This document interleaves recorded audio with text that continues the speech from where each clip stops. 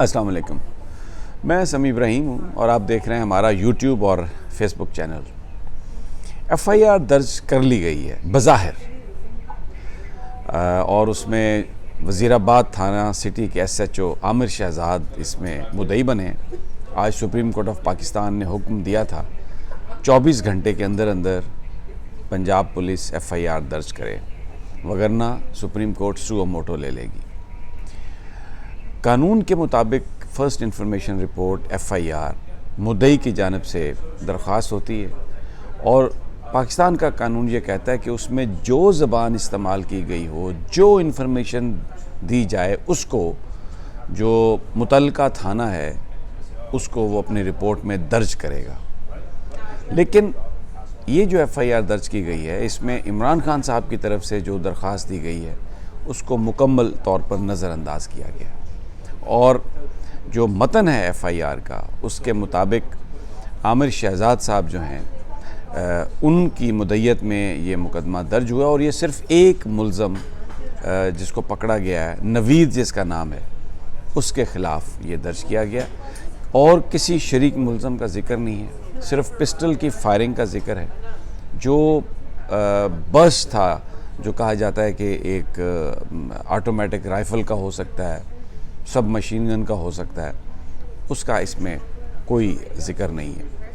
और जो 3 नाम दिए थे इमरान खान साहब ने अपनी एफआईआर में दर्ज करने के लिए, जिनको उन्होंने मुल्ज़म ठहराया था, जिनके बारे में उन्होंने कहा था कि एक शफ़ाफ अगर तहकीकात होंगी तो फिर पता चल सकेगा कि इस साजिश के पीछे कौन है, उन तीनों नामों को नज़रअंदाज किया गया।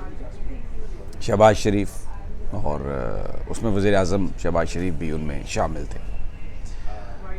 सुप्रीम कोर्ट का जो हुक्म था वो 3-4 दिन के बाद आया जब ये वक़ूआ हुआ और इमरान खान साहब की प्रेस कॉन्फ्रेंस पूरी दुनिया ने देखी, जिसमें उन्होंने कहा कि पाकिस्तान में जो कानून है, बज़ाहिर ऐसा लगता है कि जो ताकतवर है उसको टच नहीं कर सकता, उसको हाथ नहीं लगा सकता।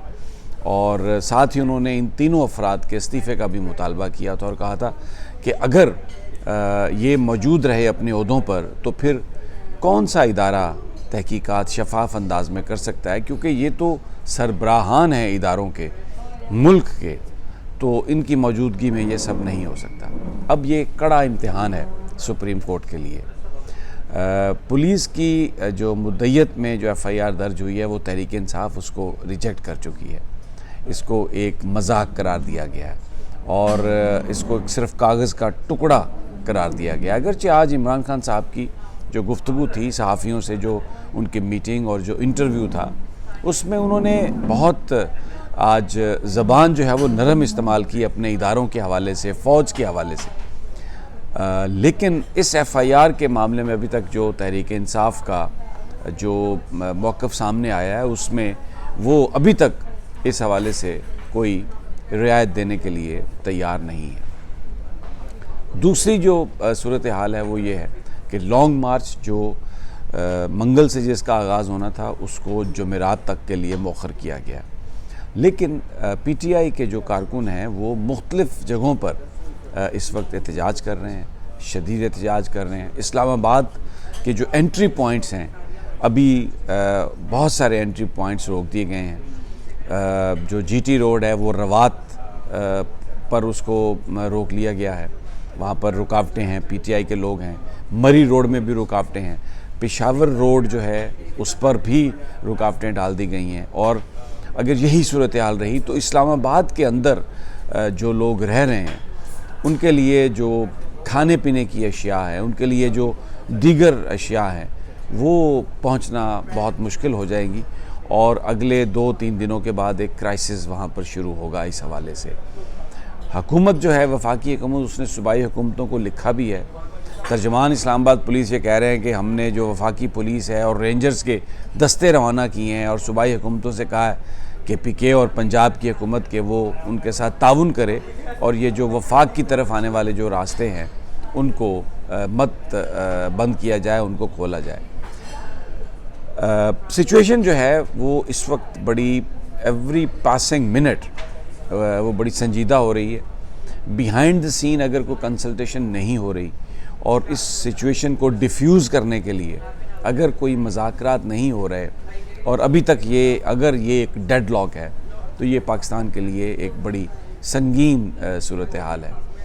عرش شریف کی تحقیقات کے حوالے سے یہ سامنے آئی ہے بات جو میں آپ کے ساتھ شیئر کرنا چاہتا ہوں کہ کینین حکام نے جو یہ ایف آئی اے کی ٹیم گئی تھی جس میں آئی بی کے بھی ایک صاحب شامل تھے، پھر اس کے بعد 2-3 لوگوں کو بعد میں بھی بھیجا گیا، کینیا کے حکام نے انہیں کسی طرح سے بھی کوئی ایسی انفارمیشن نہیں دی جو اس مسئلے کو سلجھانے میں مدد دے سکے۔ گویا کینیا کے جو حکام ہیں وہ جو پاکستان کی جو ٹیم گئی ہے اس کے ساتھ انہوں نے کوئی تعاون نہیں کیا، اور یہ جو ساری گفتگو جو میڈیا میں لیک کی گئی یہ ڈیلیبریٹ تھی اور اس کا مقصد فیکٹس کو چھپانا تھا۔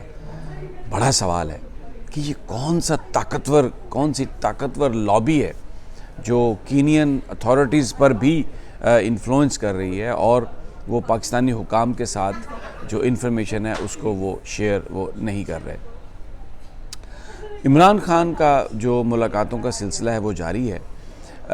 یہ جو پولیس کی مدعیت میں جو ایف آئی آر ہے اس کے حوالے سے تو مونس الہی صاحب نے بھی وضاحت کر دی، کیونکہ جو آئی جی صاحب تھے انہوں نے یہ کہا تھا کہ جو حکومت نے منع کیا ایف آئی آر درج کرنے کے لیے، لیکن مونس الہی نے اپنے ٹویٹ میں اس بات کی وضاحت کی اور ایکسپلین کیا کہ ہم نے یہ کہا تھا کہ آپ پولیس کی مدعیت میں نہ درج کریں ایف آئی آر، نامعلوم افراد کے خلاف درج نہ کریں ایف آئی آر۔ اگر ایف آئی آر درج کرنی ہے تو یہ جو عمران خان صاحب کی ایف آئی آر ہے اس کے مطابق اس کو درج کیا جانا چاہیے۔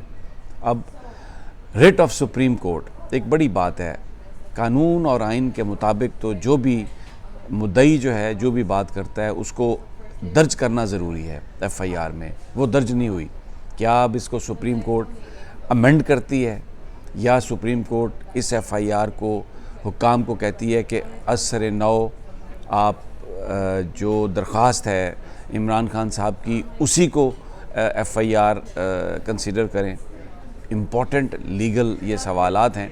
اس سے پہلے جو ماڈل ٹاؤن کا سانحہ تھا وہ بھی خراب اس لیے ہوا تھا کہ جو مدعی تھے ان کی ایف آئی آر درج نہیں کی گئی تھی، ان کی شکایت پر پولیس نے اپنی مدعیت میں وہ ایف آئی آر درج کی، فیکٹس تبدیل کیے، جس کی وجہ سے وہ مقدمہ آج تک لٹکا ہوا ہے، اور اس میں بہت سارے فیکٹس اگنور کیے گئے ہیں۔ جو برسٹ مارا گیا اس کا کوئی ذکر نہیں ہے اس ایف آئی آر میں، کن لوگوں نے سازش کی اس کا کوئی ذکر نہیں ہے ایف آئی آر میں، صرف یہ کہہ دیا گیا کہ ایک ملزم نوید۔ تو اس سے آپ کو اندازہ ہوتا ہے کہ کس قدر یہاں پر مافیاز جو ہیں وہ طاقتور ہیں، اور عام جو تاثر ہے وہ یہ کہا جا رہا ہے کہ شہباز کا بہت خوف ہے۔ یہ جو ایف آئی آر درج نہیں ہو رہی، شہباز سے پولیس جو ہے وہ بہت ڈرتی ہے۔ لیٹس سی کیا کرتی ہے سپریم کورٹ آف پاکستان۔ بڑا ایک کڑا امتحان ہے ان کے لیے، اور یہ ڈٹرمن کرے گا اس مقدمے کا جو کس طرف اس کا رخ جاتا ہے۔ اگلی ویڈیو تک مجھے اجازت دیجیے، جلد ملاقات ہوگی۔ اللہ نگہبان۔